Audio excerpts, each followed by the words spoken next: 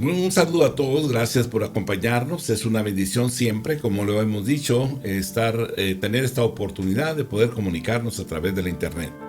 Gracias por acompañarnos y pedimos en el nombre del Señor, ¿verdad? Que usted llame a su familia, que lo sienta a la mesa y que puedan recibir el mensaje o la palabra que Dios ha colocado en nuestro corazón para ustedes.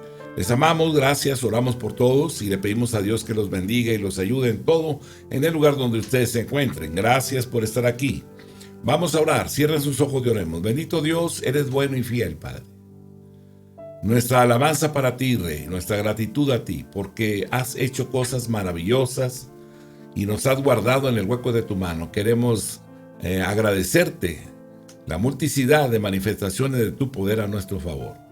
Recibe el honor y la gloria por siempre, Padre. Tú eres la razón por la cual nos levantamos cada mañana, Señor. Esperamos tu venida. Sabemos que tú vienes pronto y nosotros esperamos tu venida. Se cumpla tu propósito y se haga tu perfecta voluntad en el nombre de Cristo, nuestro Señor y nuestro Salvador. Amén. Amén. Bien, gracias, Señor, por permitirnos estar acá una vez más. Vamos a entrar, ¿verdad?, a lo que es el libro de Romanos. Pablo nunca había visitado la iglesia de Roma, él no había ido a la iglesia de Roma y nunca había visto a los creyentes romanos. Él no había tenido ningún contacto de alguna forma personal con la iglesia en Roma. Sin embargo, les escribió. Y esta ocasión, al escribir, él piensa a través de encontrar la forma de cómo alcanzarlos, cómo podía manifestar el interés, ¿verdad?, de ellos, de que ellos leyeran la escritura, de que ellos leyeran la palabra de Dios.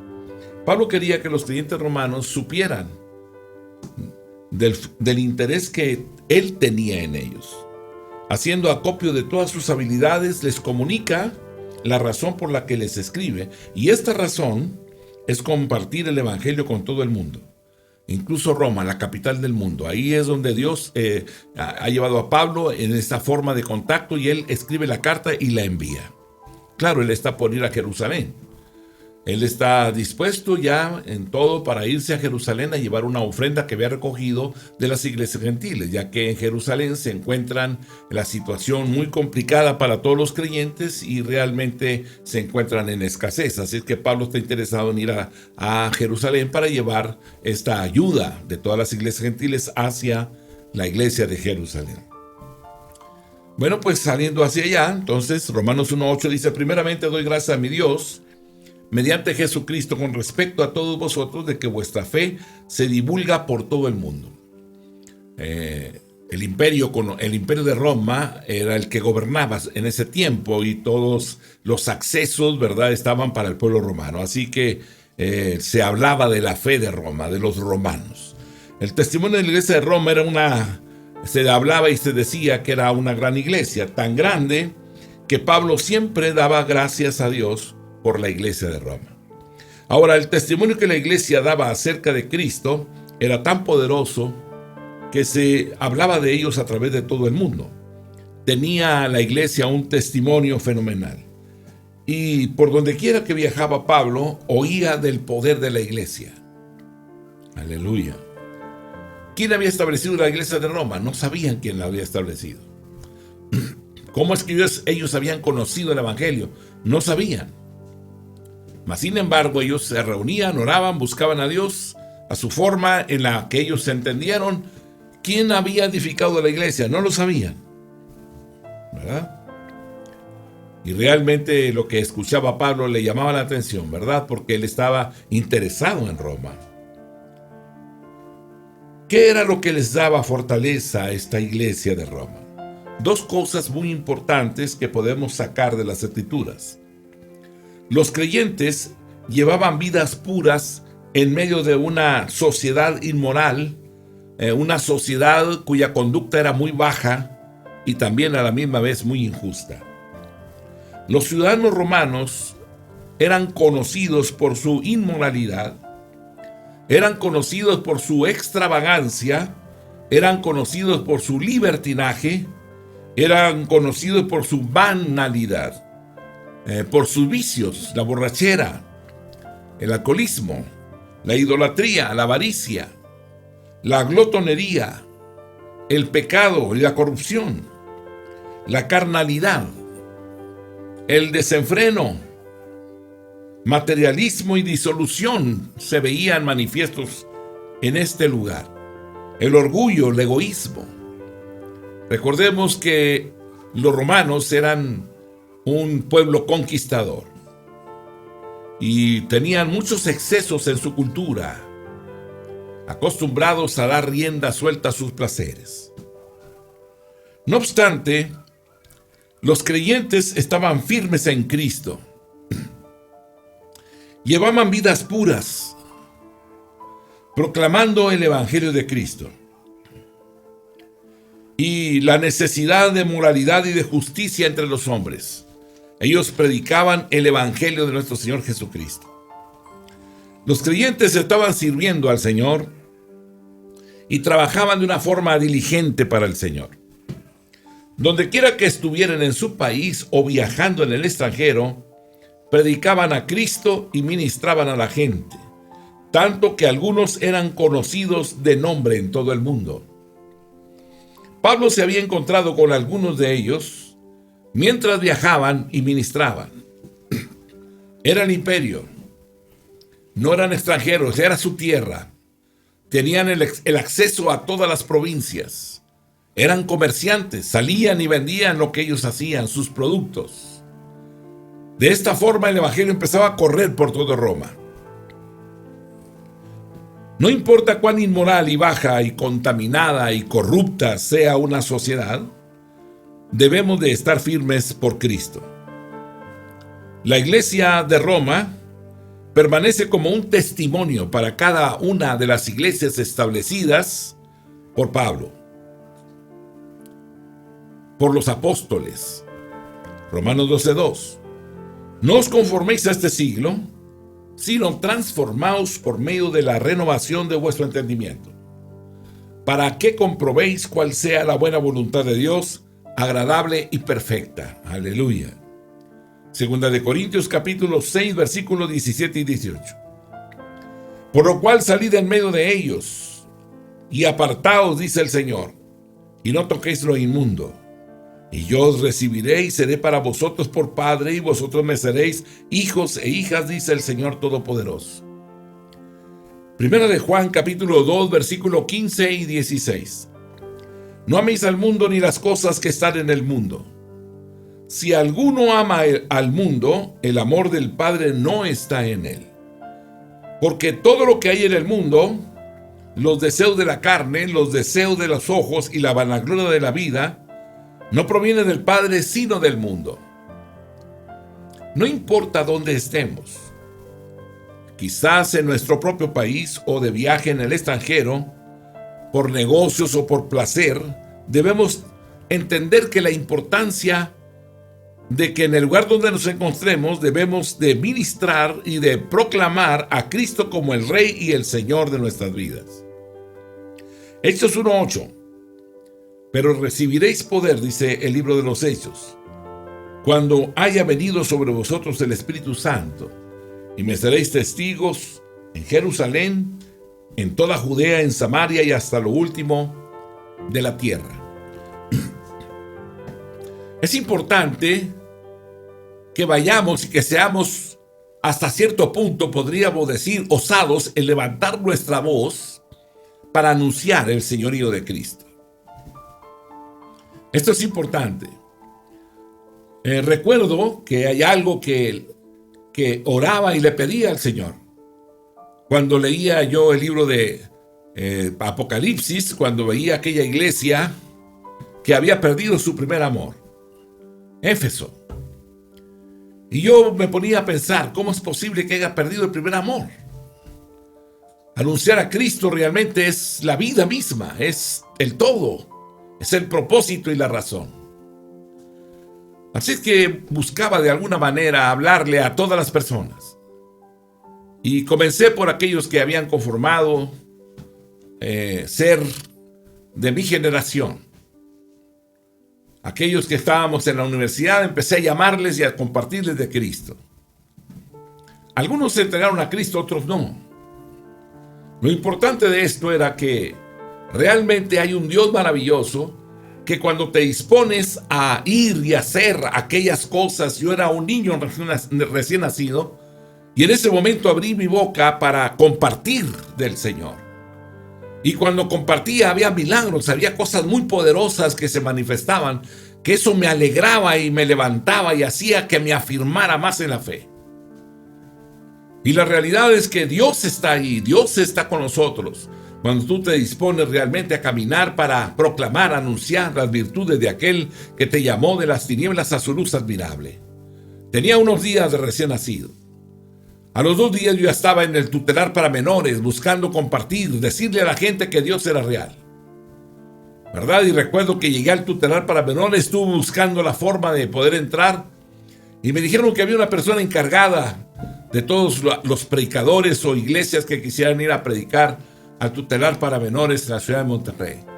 Y recuerdo bien que entonces yo me esperé ahí. Y me tocó pararme para esperar a ese hombre, me tocó pararme junto a la puerta de entrada donde estaba un diario con el registro de todos los jóvenes que están dentro detenidos, con fecha de ingreso y la razón por la cual se encuentran ahí. Así que empecé a ver el desfile de padres, de hombres y mujeres que llegaban a ver esa libreta y preguntando: discúlpeme, no se encuentra aquí el joven fulano de tal, ¿verdad? Porque no lo encuentro, no ha regresado a casa. Y recuerdo bien que era un desfile de familiares, de jóvenes que no regresaron en toda la noche, o ya tenían 2 días sin regresar. Y pasaban a ver si no estaban detenidos por alguna causa. Y cuando les decían que no, entonces como que tenían esperanza de que estuvieran quizás en algún hospital o en otro lugar. Y seguían buscando. Y otros, yo veía cómo dejaban caer sus brazos. Y dejaban caer sus brazos porque les decían: sí, aquí está, aquí se encuentra. Lo trajeron porque traía droga en sus bolsillos. Lo detuvieron en tal parte, juntamente con 3 o 4 jóvenes. Esto era algo agobiante realmente. Yo decía: necesitan estos jóvenes, necesitan conocer de Cristo. Y si yo conozco a Cristo, necesito hablarles a ellos, necesito decirles que hay esperanza, necesito decirles que Cristo es un Dios vivo, es un Dios eterno que nos escucha y que el diablo nos había engañado y que no pueden permanecer en esa forma o en esa forma de vida, de esa manera, no pueden vivir de esa forma. Hay esperanza en Jesús. Y había algo adentro que me movía a hablarles, a buscar la manera, y me iba a las plazas, en el autobús, en todas partes, buscando decirles a ellos que había esperanza en el Señor. Todo eso lo vivíamos. Pero veíamos también, ¿verdad?, a la gente ser quebrantada cuando decían su necesidad de Dios. Y en ese momento había milagros extraordinarios. Dios se manifestaba confirmando la palabra que estabas hablando. Era maravilloso, era extraordinario eso. Iba viendo la necesidad tan grande, ¿verdad?, que había ahí. Jóvenes que eran jóvenes de 17 años con una fuerza increíble que movían a los policías, 3 policías prendidos en cada brazo, y los movían como papel, porque sus padres habían sido hombres injustos, porque se olvidaron de ellos, porque nunca extendieron la mano para ayudarlos. Y en un momento determinado era tanta la violencia dentro de sus corazones, ¿verdad?, que querían agarrar a otro, ¿verdad?, y matarlo ahí, ¿verdad?, en ese momento. Y los policías entraban y agarraban y trataban de dominarlo, controlarlo. Jóvenes de 17 años, con una fuerza que no podían detenerlos, controlarlos. Todo eso comencé a ver dentro del tutelar.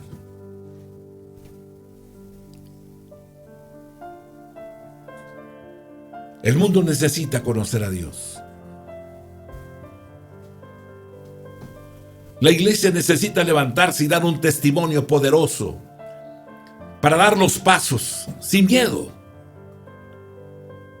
Nos vamos a morir, sí, pero usted y yo debemos de tener la capacidad de poder decir cómo nos vamos a morir, dónde vamos a entregar nuestra vida. Y le digo que vale la pena entregarle nuestra vida a Jesucristo y que Él la use con todo lo que Él quiera hacer, que Él nos diga lo que debemos de hacer, la plataforma que debemos ocupar, con la finalidad de dar un mensaje de vida a un mundo que está en la oscuridad. Hay gente que nace en la oscuridad y hay gente que vive en la oscuridad y hay gente que muere en la oscuridad. Nunca vieron la luz. Nunca supieron que había esperanza. Que hay un Dios que está esperando que se vuelvan a Él. Nunca lo han conocido.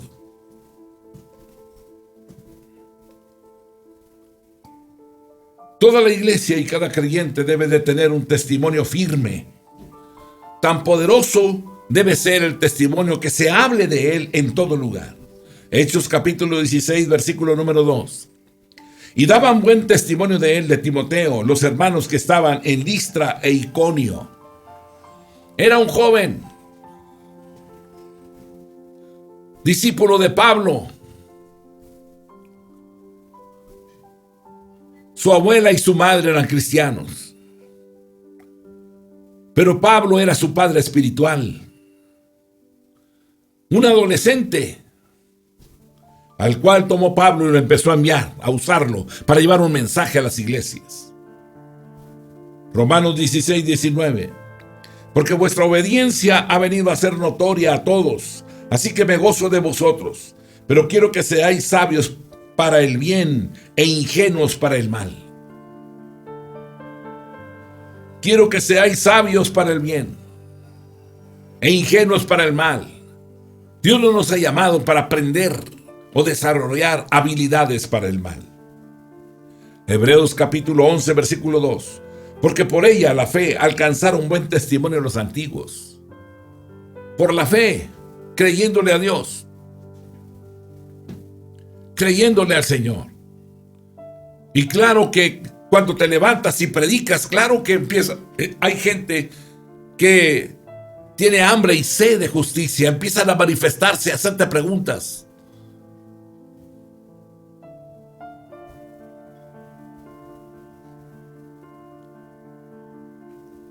Te empiezan a hacer preguntas.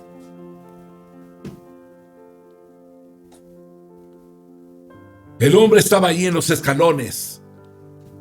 Había estado predicando en la plaza y se sentó a descansar un rato. Y un hombre pasó. Traía una soga en la mano, iba caminando muy aprisa. Y aquel joven abrió su boca y le dijo: Cristo te ama. Y él se volteó y lo vio y siguió caminando y de repente se detuvo. Y se regresó. ¿Por qué me dices que Cristo me ama? A mí nadie me ama. A mí nadie me quiere. Todos me rechazan. ¿Por qué dices que Jesús me ama? Porque es la verdad. Él murió por ti y por mí en la cruz del Calvario. Somos nosotros los que debíamos de haber muerto, pero Él dio su vida por nosotros. Y aquel muchacho se sentó y empezó a hacerle preguntas. Siempre he estado solo. Nadie me ayuda. He pasado noches con mucha carencia y con mucha necesidad. Ya no quiero la vida, ya no quiero vivir. Dijo, y ahorita que pasé aquí, mira, esta cuerda la fui a comprar porque me voy a colgar ahí donde yo estoy viviendo. Hoy era el día. Pero ahora que dices que Cristo me ama, creo que voy a buscarlo. Quiero conocerlo. Y ahí aquel muchacho oró por él. Ahí en la banqueta entregó su vida a Jesucristo. Encontró lo que tanto todos necesitamos. ¿Qué necesitamos? Necesitamos a Jesucristo, el Rey y el Señor de nuestras vidas, el que llega a tu casa, el que te trae las tortillas, el que vive a la vuelta, el del carnicero. Ellos necesitan al Señor. Sus familias necesitan a Cristo. Hay hombres que lloran por las noches. No tienen la idea de cómo resolver los problemas familiares. Y necesitan un consejo. Necesitan aliento. Familias separadas, deshaciéndose. Este es el mundo de hoy. Todos los días confrontamos esas cosas. Toda la iglesia y cada creyente debe tener un testimonio firme. Deben de tener un testimonio poderoso, de tal manera que se hable bien, que se hable que tú eres un hombre de palabra, un hombre de fe, un hombre que persiste, que permanece, que anuncia la verdad de Dios. Eso es lo que necesitamos que el mundo conozca. Hechos 16:2, y daban buen testimonio de él, de Timoteo, los hermanos que estaban en Listra y Iconio. Romanos 1:9, el evangelio, la salvación nos dice. El evangelio sujetó el espíritu de Pablo al Hijo de Dios. Todo hombre debe someter su espíritu al Hijo de Dios. Mas cuando sabemos que el tiempo está cerca, o sea, más ahora que nunca, cuando una persona sabe que está esclavizado por el pecado, que en realidad va a morir y que tendrá que dar cuentas a Dios, 1 Corintios 16, 19, 20. ¿O ignoráis que vuestro cuerpo es templo del Espíritu Santo, el cual está en vosotros, el cual tenéis de Dios, y que no sois vuestros? Porque habéis sido comprados por precio. Glorificad pues a Dios en vuestro cuerpo y en vuestro espíritu, los cuales son de Dios. Mateo 10, 28. Y no temáis a los que matan el cuerpo, mas el alma no pueden matar. Temed más bien a aquel que puede destruir el alma y el cuerpo en el infierno. Qué importante es esto, hermano. Dar el paso de fe. Estábamos ahí, Hospital Muguerza, ciudad de Monterrey, y había estado un hombre ahí tirado en su cama, ¿verdad? Se le había derramado, se había reventado su vesícula, estaba infectado todo su vientre. Un hombre enorme, petrolero. Y estaban 3 médicos ahí adentro en el cubículo, que era un cubículo pequeño. Y entonces le pinchaban con agujas. Don Andrés, le gritaban, Don Andrés, si siente algo, mueva un dedo. Nada. Mueva una pierna. Nada. Le picaban en los dedos, en los pies, en las piernas, rodillas, brazos. Si siente algo, mueva un ojo. Nada. Se pararon los 3 ahí adentro y dijeron, ¿cómo ves? Les hemos dado esto, le hemos dado esto otro y esto y esto. Le hemos puesto estos medicamentos y realmente no ha respondido. Y los 3 estaban ahí diagnosticando el caso de Andrés. De repente percibieron que yo estaba en la entrada, ahí a la entrada del cubículo.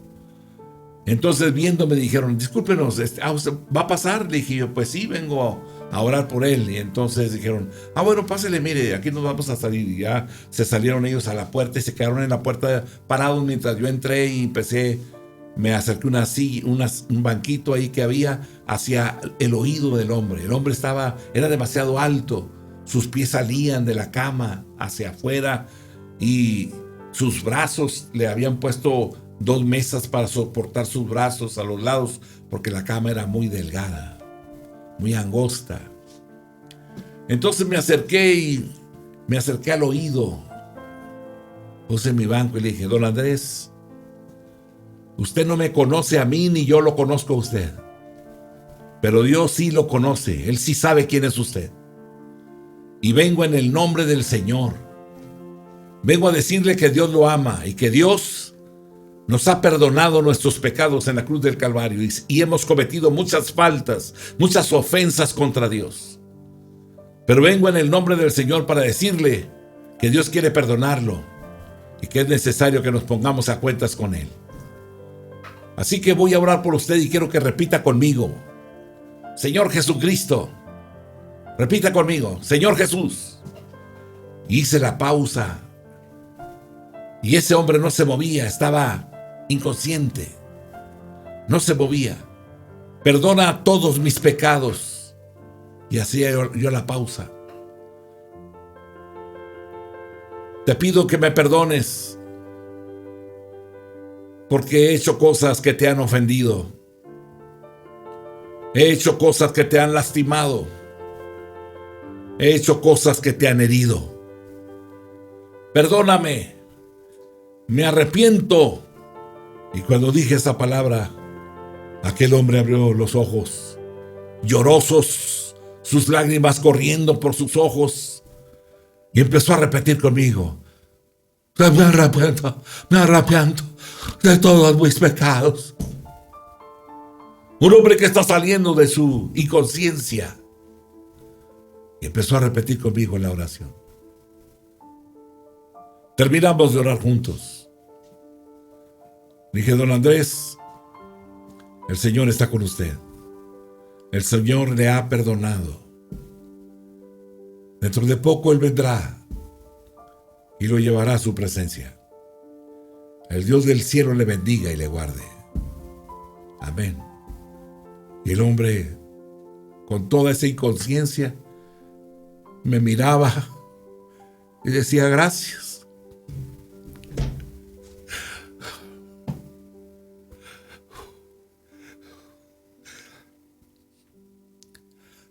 Sabía que la salvación había llegado a él. ¿Quién era? No lo sé. Solo me dijeron: vaya a orar por él.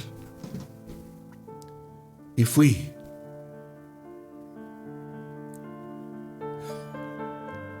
Y hoy, a través de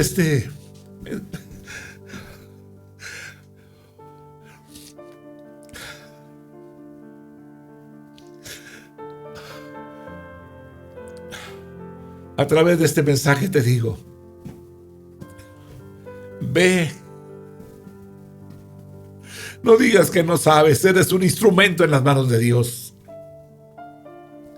Disponte a ir, no importa la hora, sea en la madrugada, sea en la tarde, en la mañana, no importa. Tengo oportunidad, me salgo de donde esté y voy.